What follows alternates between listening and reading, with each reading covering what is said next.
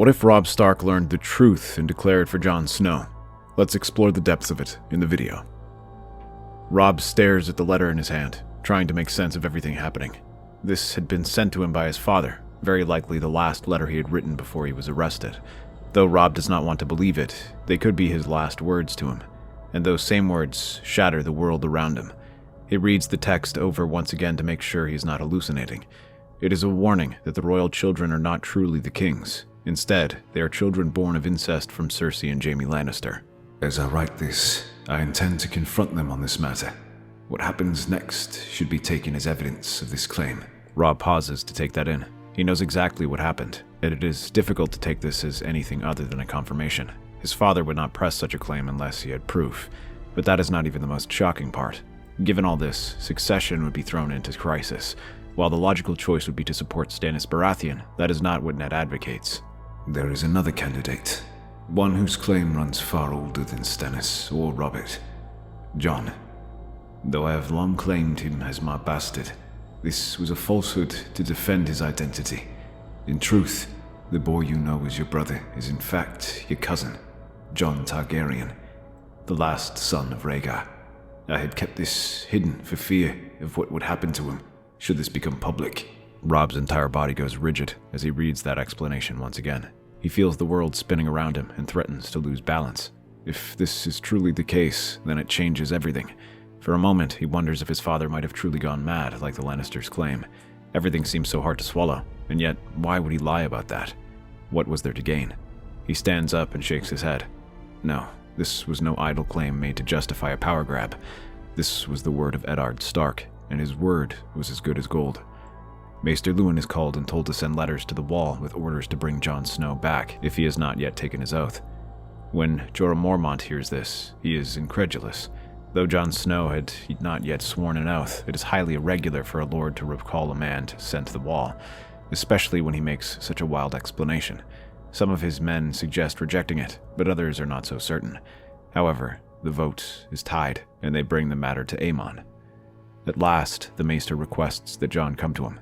He does not interrogate him, as some believe. Instead, the aged steward of the watch simply touches his face, feeling it before declaring that Jon is free to go, though not before reminding him not to forget the people who allowed him to leave. In a few weeks, Jon finds himself back in Winterfell, but the castle is even more bustling than before. As he enters the great hall he grew up in, he sees northern lords, both big and small, seated along the tables. Robb is at the high seat, leaning on a longsword, Greywind by his side. When he rises, the Northmen follow, and when he bows, so do they. Jon marvels as men and women, some decades older than him, bend the knee before him.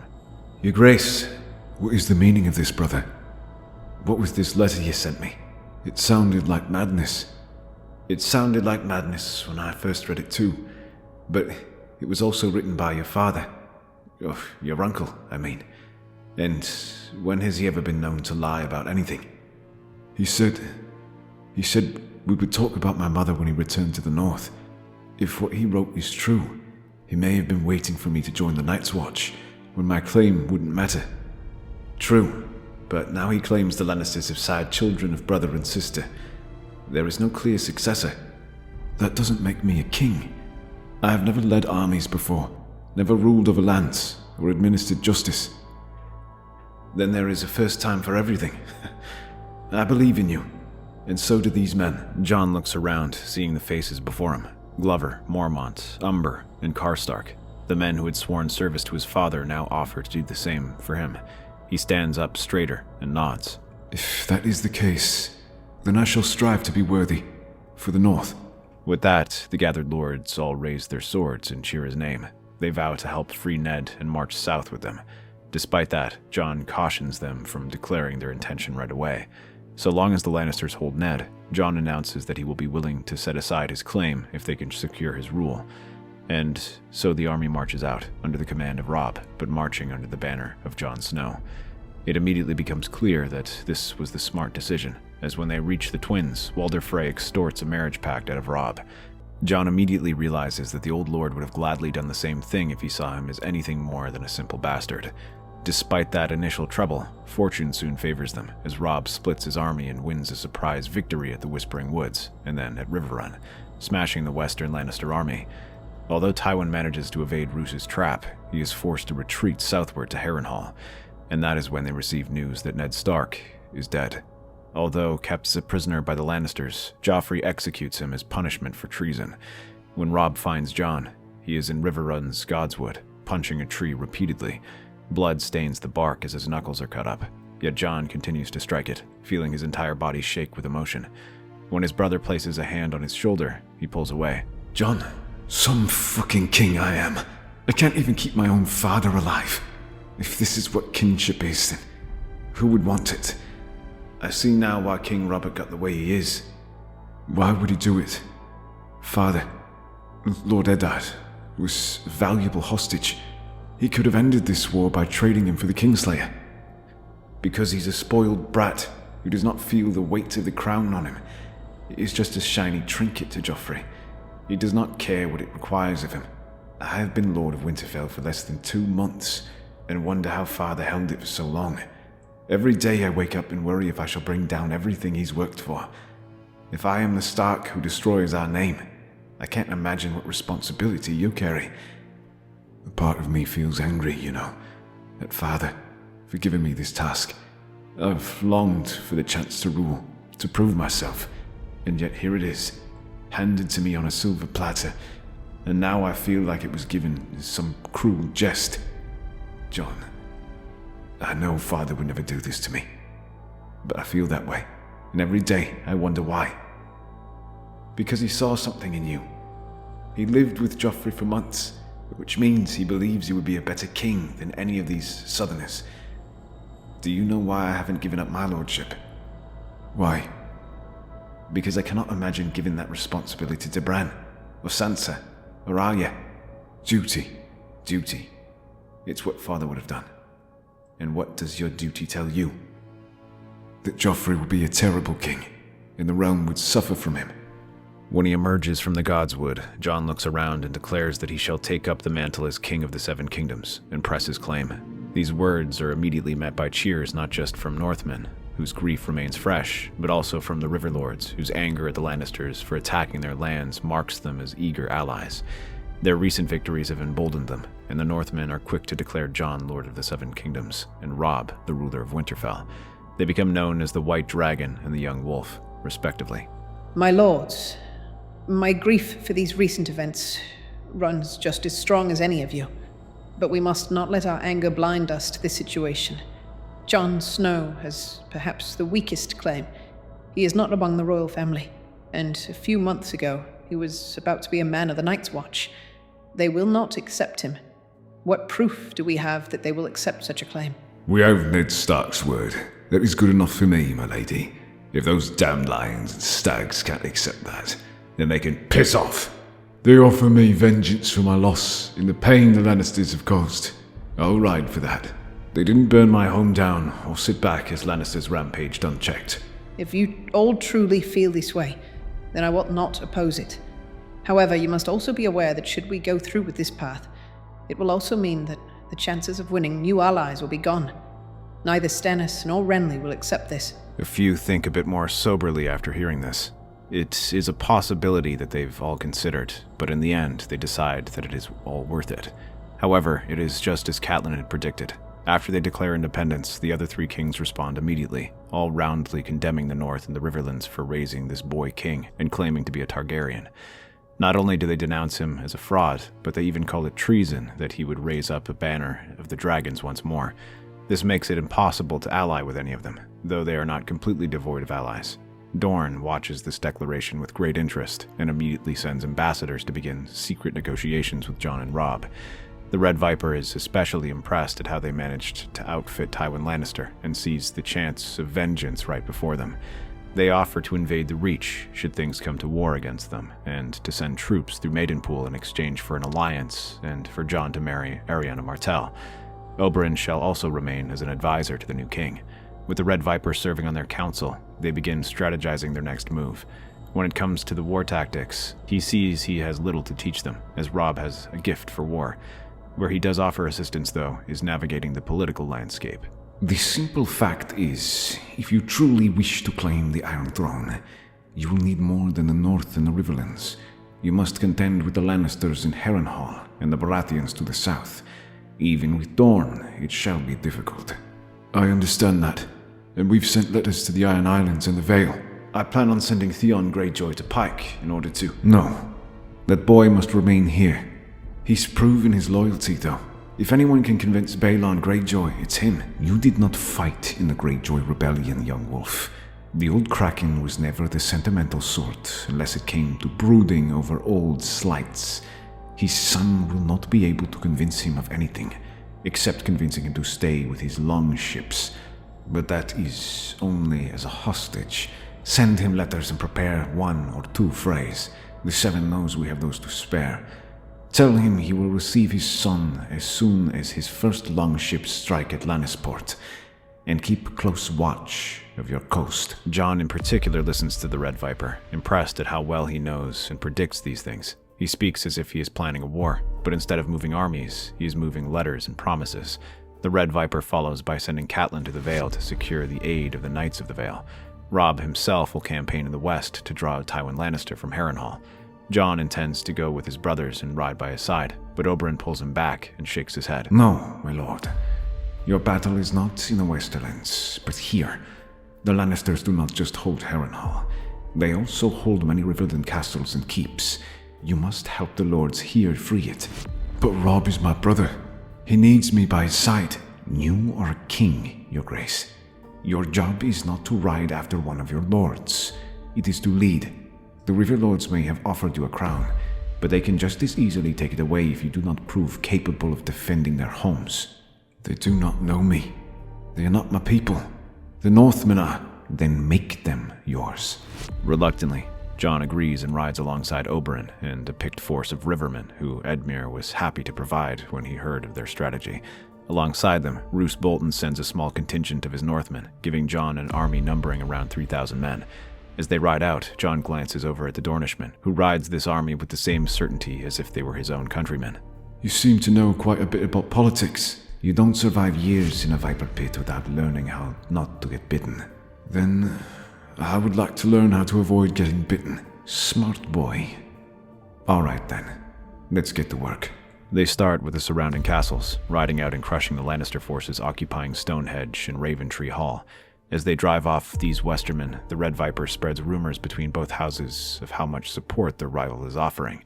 Unwilling to be outdone, Janos Bracken and Titus Blackwood both eagerly promise more, whether it be gold, men, or supplies. By the time Jon departs, his wagons are close to bursting. In Seaguard, while the Mallister lands remain untouched, they recommend Edmure send Theon there as an extra insurance policy should the Ironborn be proven deceptive. In exchange, Lord Jason uses his town to funnel supplies from the north to rebuild the other houses. All the while, the Red Viper has Jon ride through villages, using gold provided to him to help them rebuild, while Jon assists in burying the dead and escorting Lannister prisoners. Jon watches the Red Viper closely. He listens to how Martell explains the tricky art of diplomacy and has him observe how deals are struck and how to get the most out of any negotiation. While a student at first, the White Dragon finally gets his chance in Derry after Ghost finds a column of Lannister riders under the command of the Mountain. They are attempting to steal a march on the castle, which had just been captured. This time, Jon gets to see how the Red Viper is in combat. In contrast to the cool, collected man he is at the negotiation table, Oberyn is wild and fiery in battle. He whirls around and cuts through men-at-arms with ease, leading the charge as Ghost and Jon are close behind.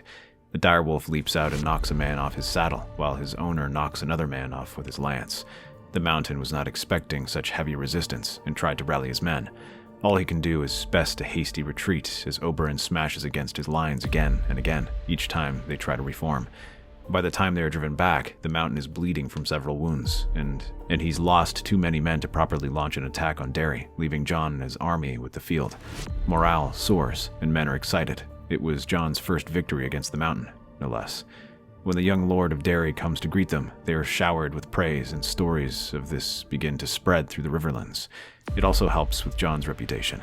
The Derrys were a proud supporter of the Targaryens back in the day, so having a descendant of the dragons is a great boon to them. Jon notices this and is quick to capitalize on it. He meets with their young lord and reminds them that neither the dragon nor direwolf forgets their allies. He uses this as proof of his claim and his willingness to help his bannermen. They help send word to other Targaryen loyalists in secret, telling them how Jon is very much the Dragon Reborn. Other houses like the Mootons, Goodbrooks, Rygers, and even the Roots all hear of this, as do the houses beyond the Riverlands and even beyond the Narrow Sea, including Illyrio Mopentis. The Red Viper watches all of this and considers the possibilities. The people are excited by this success, my friend. A few more victories like that, and the Lannisters might take your claim more seriously. With a few more victories like that, we might hopefully be able to win the war. Not without allies. Dorne is ready to march, but against whom? The Baratheons. We lack the ships to transport an entire army. Although I am building strength in Maidenpool, but it will take time. In the meantime, we must consider the possibility of reaching out to allies further away. Who is left? We certainly can't trust the Ironborn. I mean, beyond Westeros, my friend. The dragons still live in exile. We might have a chance of convincing her to join us. Daenerys Targaryen. You're referring to her, aren't you? But she is a runaway, without an army. The last I heard, her husband died, and his Khalasar is fractured.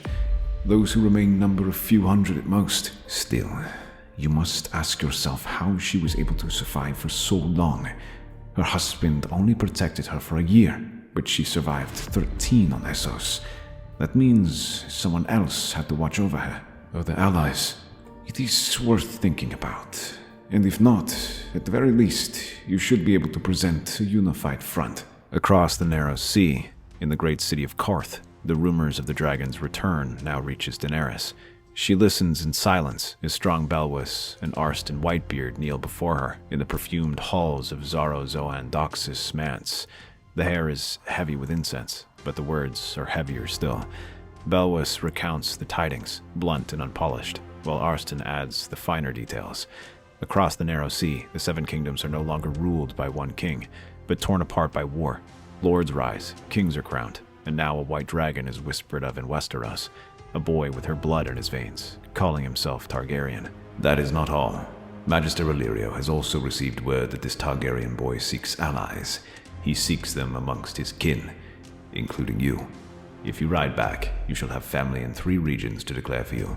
That is why Lord Mopentis insists you return to Pentos to regroup with the rest of your army. Army? Aye. The Magister has begun assembling a force for your arrival.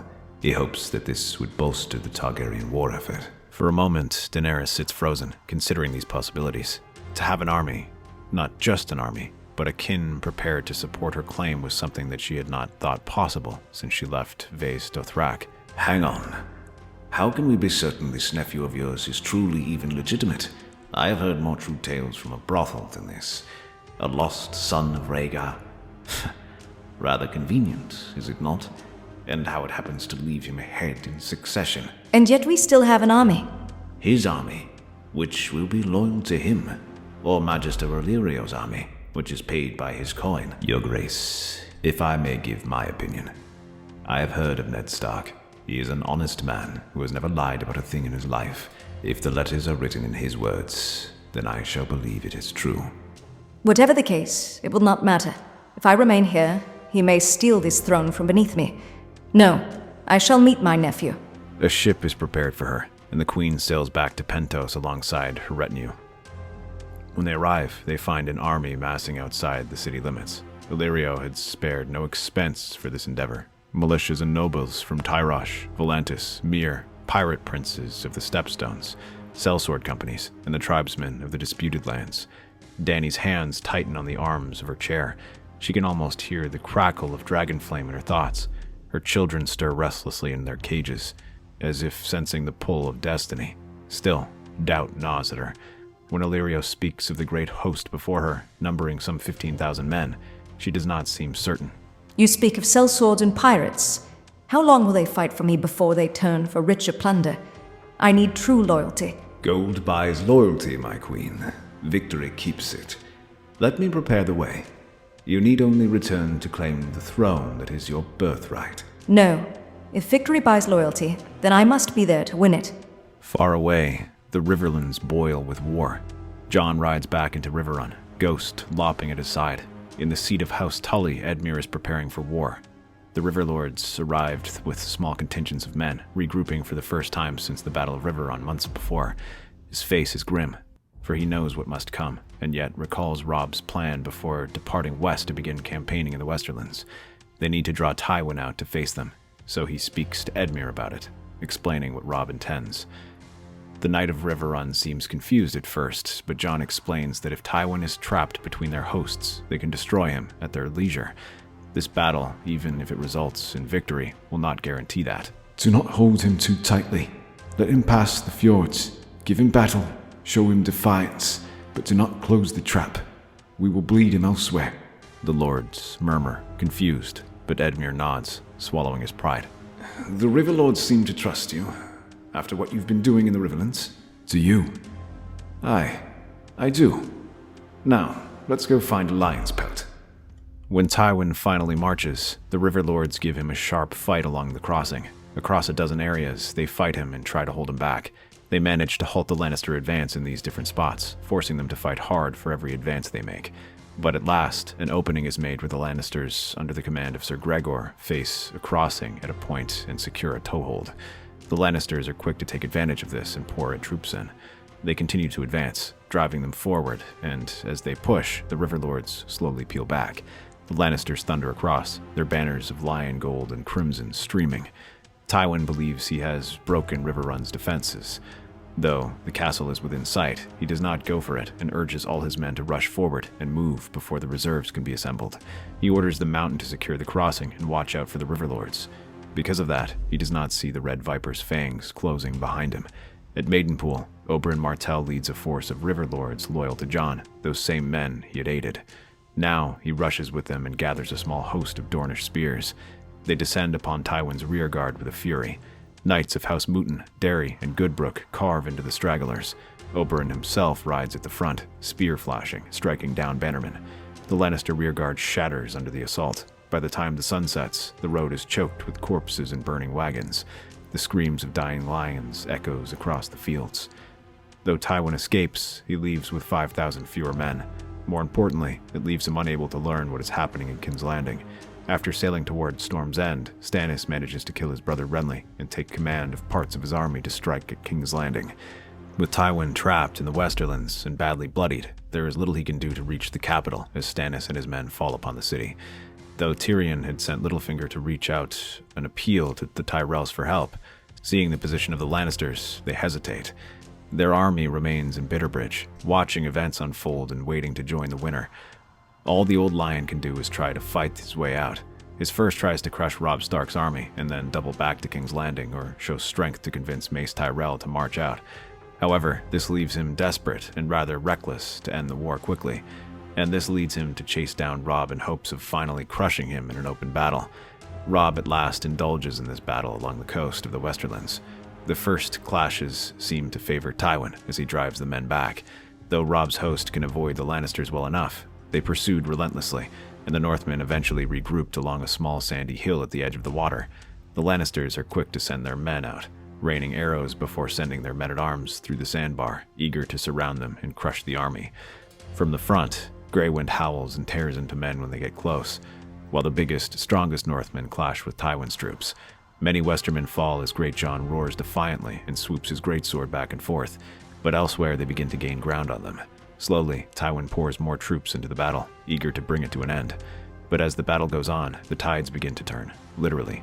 The water rises, and the sandbar that they used to cross floods over, leaving men in calf-deep water, which continues to rise. This slows down their heavy cavalry and leaves men slogging through the ground. At last, the Northmen begin their counterattack. Robb blows a horn as Grey Wind tears into their ranks, leaving men stranded on the small island to be slaughtered. While their allies try to bring new soldiers, their efforts are slowed down. By the time these troops arrive, the Westermen are dead on the ground, but now the Northmen begin raining arrows upon them.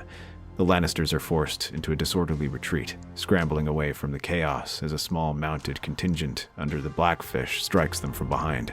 This throws the Westermen into a panic, and rather than stopping Robb's army, many simply throw down their weapons and retreat. Tywin and his lords try to rally their men, but this is a futile affair, and as Robb's men reach the shore, they break entirely. Amidst the chaos, Grey Wind leaps atop Tywin's horse and tears into it, sending the Lord falling to the ground, where a Northman drives a spear into him.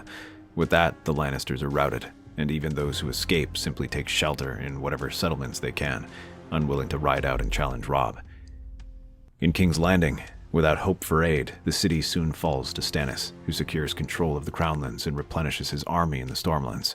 Seated atop the Iron Throne, he reiterates his stance that the Starks are traitors and that Jon is a fraud. Efforts to reach out to him are in vain, and their initial probing attacks fail. As though his armies might be smaller, Stannis enjoys complete naval superiority. This allows him to move troops faster than Robb or Jon. Each time an attack is launched, the King's fleet is there to prevent a breakthrough. Dorne begins its attack, not in the Reach, but at the Stormlands. The Lords of Yornwood and Fowler both launch attacks along the marches, laying siege to the castles while most of the Stormlanders are north with Stannis. The king quickly directs his forces south and relieves the siege of Nightsong, forcing the Dornish raiders back to the Boneway. But this campaign does not allow Daenerys to land with most of her army. While a few of her ships are caught by the royal fleet, the bulk of her force arrived unharmed in the Riverlands, where they go about reinforcing the northern armies. The Riverlords, Dornishmen, and Northerners all stare out in awe as the fleet disembarks his army, and they come face to face with some of the most exotic-looking warriors they've ever seen. Pit fighters from half the known world, noblemen from Essos in stunning armor, sellswords in strange armor, and tribesmen with filed teeth, furs, and head-hunting axes. At their head rides Daenerys with a small cadre of Dothraki. They ride, tall and proud, despite their small numbers. Their confidence is emboldened by the sight of dragons above them. They are still small, but the dragons are a sight no man in the Seven Kingdoms has laid eyes on in almost a century and a half. Many, even the most seasoned knights, openly marvel at them. This remains the case as she rides all the way to Riverrun, where Jon and Robb are waiting. For a moment, there is silence as both parties regard one another. Jon, cold and wary, and Daenerys, curious and fiery. So this is my nephew. You don't see the family resemblance? Not unless you colored your hair. For a moment there is silence, but then the two share a laugh and start to chuckle. Slowly the tension eases as the two smile at each other, as they look at each other in the eyes and both sense something familiar about the other.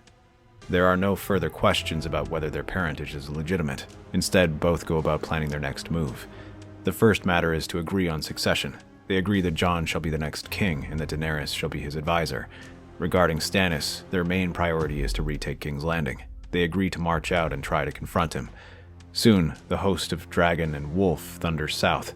Riverlords ride beside Dothraki, Dornish spears alongside sellswords, and Robb's Northmen in the vanguard with Grey Wind at his side. To the eyes of common folk along the road, it looks like a host fit to unseat gods. Yet behind the banners, rivalries churn. Northerners mutter about foreign mercenaries with no honor. Daenerys' captains sneer that these rustic lords cannot keep step. When they reach the Blackwater Rush, Stannis is already waiting.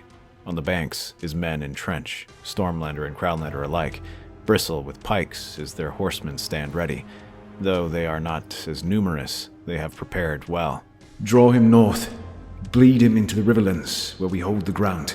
But Daenerys, fire in her blood, demands a direct assault, and her sellswords do not follow a young boy king they have never served under before. Many believe they can envelop his position with their superior numbers. Though Jon tries to mediate between them, Daenerys and her men eventually attack. The battle begins with horns and fire. The Dany's sellswords charge the Baratheon lines, but their discipline falters when the Riverlords hold back, waiting on Robb's signal. Miscommunication spreads. What should have been a hammer and anvil strike does not hit at the same time, leaving the Baratheon men to take them piecemeal. As that happens, Stannis sends a counterattack forward, landing troops some distance away with its river barges and sends them striking at their flanks, scattering men and mounts alike. Robb rages, driving his Northmen into the fray to give the Riverlords a chance to rally, but the sellswords fall back at the first sign of heavy losses. What should have been a victory turns to chaos. At sunset, the field belongs to the Stag. Jon watches the rout with his jaw clenched, Grey Wind howling beside him. Dany's eyes blaze with fury, but her captains whisper that Robb abandoned them. In the camps, Northmen spat that the Targaryen sellswords broke the line. That night, Varys watches all of this from the shadows. The dragons have come, yes. But which dragon shall the realm follow? He begins sending quiet envoys to Dornish lords discontent with Daenerys, to the tribesmen bleeding for this war, to associate captains already thinking of switching contracts. Where mistrust already smolders, the spider fans the flame. In the weeks that follow, Stannis uses his fleet to harry their every move. He lands raiding parties along the Trident, burning villages and cutting supply lines. Wherever Jon rallies men for an assault, the ships are there, cutting them off. Tensions deepen. In Riverrun's halls, Catelyn Stark quietly reminds her son that Ned died fighting to bring down the Targaryens. Daenerys overhears and coolly replies, He died serving a usurper who stole my father's throne. Careful, dragon girl. That man is the only reason you were allowed to set foot in the Seven Kingdoms again. What was that? I don't care if he had some regrets in his last moment. Best remember that you are one of my bannermen now, Lord Stark. Enough. I will not hear any disrespect to my Lord Father. Ned Stark is not your father. Rhaegar is. He was more of a father to me than Rhaegar ever was. Do not forget that. Daenerys stiffens, but swallows her anger for the sake of the alliance. Still, given their recent defeat, even Daenerys recognizes that they would be foolish to risk an open battle again, much less on Stannis' terms. So instead, Robb proposes grinding down their army. They have the advantage in numbers, and they should wear down Stannis until he loses all his best troops. Daenerys agrees, seeing that her dragons are not yet fully grown. Soon, smaller, probing strikes are launched across the Stormlands and Crownlands. The Dornish regroup and strike again from the south while Robb attacks from the north of the Crownlands along Hayford. Meanwhile, another strike under Daenerys hits along the God's Eye. Rather than fighting as a singular army, they instead fight as several separate hosts, each one aiming to force Stannis to divide his army and wear them down. Even with his fleet, he cannot move his army fast enough. He deploys and redeploys his forces, trying to counter each strike or leave a trusted subordinate around one area. These have some success, but the war continues to drag on. They cannot fully take territory, but prevent Stannis from fully striking back. Soon, the losses begin to mount, and he struggles to contain them. So rather than continue a war of attrition, Stannis switches tactics and tries to widen the divisions between their army. A raven comes with Stannis' seal. In Riverrun's Great Hall, Jon reads it aloud before gathered lords and captains. The words are blunt, stripped of flattery. Lay down your swords, forsake the foreign queen, and the realm shall have peace. The boy Jon, called Snow, I shall name my heir. Stark of Winterfell and Targaryen by blood, provided he agrees to a marriage pact between him and Shireen Baratheon. Let him inherit the Iron Throne when my days are done. For the sake of your father, whose blood was shed fighting against the Targaryens alongside me and my brother, I am prepared to forgive all past crimes. Do not shame his memory by fighting for one. For a moment, silence hangs heavy. Then voices rise. Some riverlords murmur that this is tempting. Peace at last, and Ned Stark's son is heir to the realm. Others wish to do this out of spite, saying how Daenerys was of little help to them. Her dragons are too small, and her army is undisciplined and savage. Why should they have to share the throne with her? Others spit in disgust, calling it a trick and warning that Stannis is likely just trying to turn them against one another.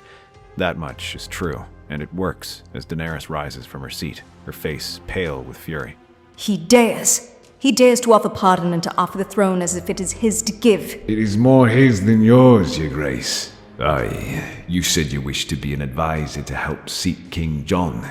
Well, now is our chance to do just that. More voices roar in agreement, saying that this is their chance to make peace with the Baratheons. Yet the sellsword captains in Daenerys' army all curse and spit upon that. To bring war to such a quick conclusion when they had not had a chance to loot and pillage leaves their coffers unsatisfied. Arguments soon arise as they all shout and curse at one another. There are even times when it seems like they will come to blows. Only the protection of Ser Barristan, who has now revealed himself, and strong Belwas prevents people from getting any ideas. Later, alone with Barristan and Belwas, she vows that she will not allow her fate to be dictated by the lords of Westeros.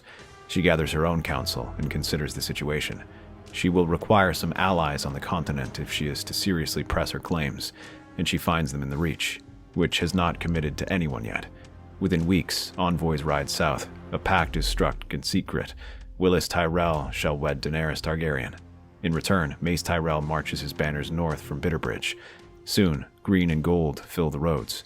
Knights and men-at-arms pouring into the Crownlands to join the dragon. Confidence swells again in the dragon camp as Daenerys rides out, aiming to take King's Landing on her own. If she can secure the victory, then she can secure it on her terms and bring the Northmen to heel. They march through the Rose Road, moving from southwest riding up past Stokeworth with close to 40,000 swords. Most of them Tyrells against 25,000 Stormlanders and Crownlanders. They take up defense positions on a low ridge that leaves them surrounded, and that is precisely what their army does, keeping them trapped as they slowly wear them down. Knights rushing up to try and break their lines while men-at-arms clash along the slopes. For a while, Stannis holds, but his army is slowly pushed back. Then the ground shakes beneath the thunder of drums. Out of the haze of dust, armored ranks emerge. Banners of the Golden Company, bright elephants painted with black and gold. The sellswords march with ruthless precision. War horns blare. The elephants crash into the Reachmen's lines, scattering them like kindling. Knights of the Reach are thrown from their saddles, men trampled underfoot. Barristan Selmy fights like a man possessed, cutting a path through to Daenerys. Strong Belwas bellows as he hacks down foes, dragging her back from the slaughter. They gather a handful of the bravest men and organize a retreat, keeping Daenerys safe as wave after wave of Golden Company men-at-arms arrive, pushing through the lesser sellsword companies towards them. The army manages to regroup further down the Rose Road, exhausted and demoralized. Stannis was surprised to hear the Golden Company offer its services to him, but he had gladly accepted it when all homeless Harry requested was a royal pardon for the exiles there. Little does Stannis know that another Targaryen is part of that company. While they will play the loyal sellsword army for the time being, that is only until the war is won. Illyrio has instructed them on that much. He also has further instruction for the men in Daenerys' army. That night, the mutiny comes. In her camp, mercenary captains storm into her pavilion, blades bared. The sellswords and militia claim the men will fight no longer, that too much blood has been spilled for too little gain. In truth, they have already been bought, Illyrio's gold lining their purses. Daenerys' fury burns, but even her dragons are too small to turn them. She watches helplessly as companies of men march away into the night, but not all leave. Others turn upon her, intending to capture her and ransom her to Stannis. Soon, Daenerys finds her own camp under siege as the sellswords try to capture her. Barristan rallies some loyal Reachmen, but in the chaos, many are driven off or killed. All the Night and Pit fighters can do is rally their people around the camp and defend it. Word soon reaches both Baratheon and Stark camps with completely different reactions. Stannis immediately dispatches 1,000 men to reinforce them and handle the exchange. Meanwhile, Jon wishes to ride out and save her. Jon stands apart, staring into the dying embers of the campfires. His knuckles are white against the pommel of his sword. All I wished was a kingdom worth saving, and every day it crumbles more. Ghost presses against him, but it brings no comfort. Around them, the Wolf-Dragon alliance unravels, just as Stannis intended. Some of the Northmen are happy to let the enemy army have her. They say that at least now there shall be only one ruler and clear leadership. Yet when Jon hears this, he is shocked. He glances at Robb, who seems conflicted. I say let them have her. Those sellswords want to run along home, fine then. We don't need them for victory. What do you say, Lord Stark? I admit the sellswords have been a hindrance at times, but they are still our soldiers who fought for us, and Daenerys Targaryen is still our ally. Begging your pardon, your grace. Those men didn't fight for us. They fought for our coin. There's a big difference in that we should not ignore. Aye, it will mean fewer swords, but our army will be leaner and more disciplined. As for this queen, it will be a great loss. But what does she truly offer us? Would you have us stand by while a woman, my kin, is butchered in her tent, or sold off like a stud horse by those who swore to serve her? That is not the way of the North. That is not the way of House Stark. He turns to Robb, Greywind pacing at his side. Jon, perhaps we can ransom her back after the war. In the meantime, we should focus on winning. What will stop these men from just crossing over to Stannis if they think we'll lose? Even if they don't, what would Father have done, Robb? Would he have stood aside while men betrayed their oaths? He risked everything to send me that letter about you. He did, and I will not create a realm where this betrayal happens over and over again. You're right. Father would not have let it stand. Summon the cavalry. Oberyn, take your riders and cut those treacherous curs to pieces. The Red Viper only grins, his spear gleaming in the firelight. At dawn, Oberyn's horsemen descend upon the enemy camp. They ride through the night thanks to their trusty sand steeds, and find Daenerys holed up in a nearby holdfast, the banners of the dragon and Tyrells still fluttering defiantly. Her dragons hiss tentatively and wish to be released, but Daenerys holds them back. In a situation like this, unleashing them would be foolish. The mutineers broke at the first charge, not expecting enemy reinforcements, especially when Stannis' men claim they are nearby. Some are run down, others throw down arms and flee for Stannis' lines. Barristan and Belwa stagger from the smoke, battered but alive. Daenerys between them. Her violet eyes are wide with disbelief when Oberyn rides up to her. Tell my nephew he has my thanks. It is not him you have to thank, but Ned Stark. It was his memory that convinced them to ride out to help you. They did this because of him. For a long moment, she is silent. Then Daenerys lowers her head, and they agree to ride back to Riverrun. She gathers a few lords with her while Randall Tarley remains behind to gather reinforcements and bolster her army. The rest of the Battermen rides with Daenerys, where she returns to the castle and, to her surprise, bows her head. You saved me. For the sake of our alliance. And Ned Stark. Aye. For him too. I never met your father. And yet you saw fit to call him a usurper's dog. I know. I apologize for that. But if his memory is what saved me, then I shall honor it. From this day, my men will take your orders from the Starks. We fight as one host, or not at all. The final march begins. Northmen, Riverlords, Dornish, and Reachmen stand in a single line at last, banners of wolf and dragon rising together. Rather than attack in separate armies, they combine their strength and strike together. Before them waits the Baratheon host, disciplined, grim, bolstered by the Golden Company's elephants and hardened veterans who fled Daenerys' army. The clash is thunderous. Elephants break the first charge, scattering horse and men alike. Stannis himself rides the line, sword in hand, face like stone as he directs troopers to continue attacking, pouring troops into the gaps forming in their lines. Though the ferocious Northmen try to resist it in whatever way they can, they are struggling and their line begins to buckle. For a moment, the battle teeters on a knife's edge. Then, Daenerys calls out one word in Valyrian. The sky answers. Her dragons, small but fierce, swoop down.